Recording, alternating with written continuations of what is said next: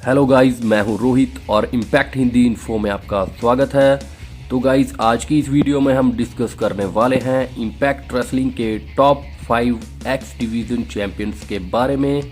तो गाइस, क्या है मेरी collection for the impact top 5 x division champions, देखिए इस वीडियो में।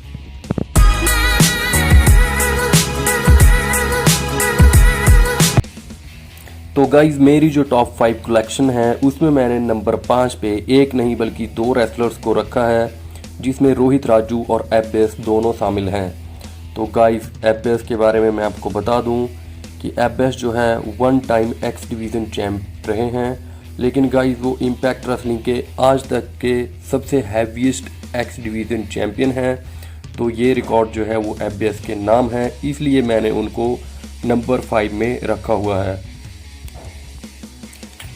और गाइज, अगर इसके बाद बात कर ली जाए रोहित राजू की, तो गाइज मैं आपको बता दूं कि एबेस की ही तरह रोहित राजू भी सिर्फ 1 टाइम एक्स डिवीज़न चैंप रहे हैं।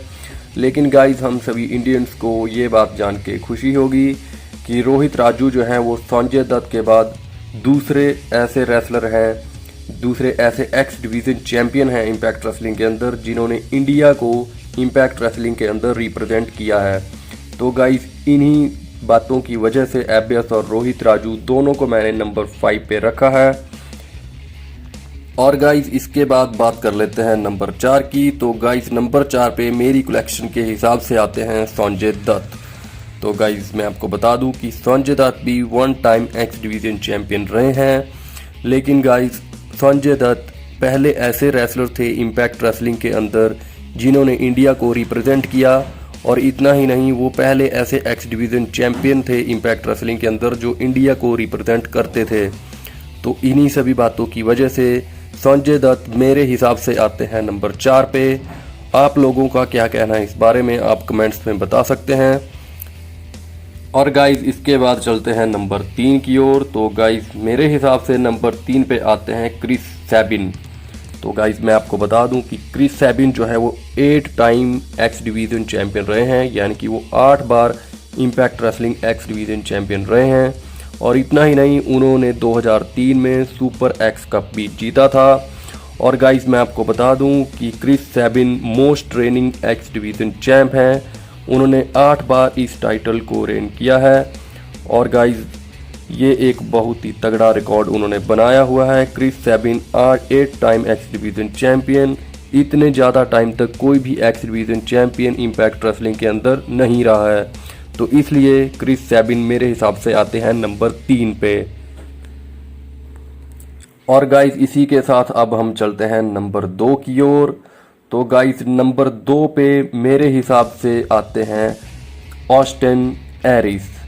जी हाँ गाइज, ऑस्टिन एरिस को मैंने नंबर 2 पे क्यों रखा है मैं आपको बताता हूँ। तो guys, Austin Aries 6 time X division champion रहे हैं। और इतना ही नहीं, वो longest training X division champion रहे हैं, यानी कि गाइज सबसे ज़्यादा दिन उन्होंने एक्स डिवीज़न टाइटल को जो है वो रिटेन किया है। उन्होंने 301 दिन तक अपना टाइटल जो है वो रिटेन करके रखा, यानी कि 301 दिन तक एक्स डिवीज़न टाइटल उनके पास रहा। तो गाइस, ये उनका रिकॉर्ड है, और इसी के हिसाब से ऑस्टिन एरिस मेरे हिसाब से आते हैं नंबर 2 पे। और गाइस, इसके बाद अब चलते हैं जिसका आप सभी को इंतजार है, नंबर 1 पे। तो गाइस, नंबर 1 पे मैंने यहाँ पे रखा है एजे स्टाइल्स को। तो गाइस, ऑस्टिन एरिस की तरह एजे स्टाइल्स भी 6 टाइम एक्स डिवीज़न चैंपियन रहे हैं।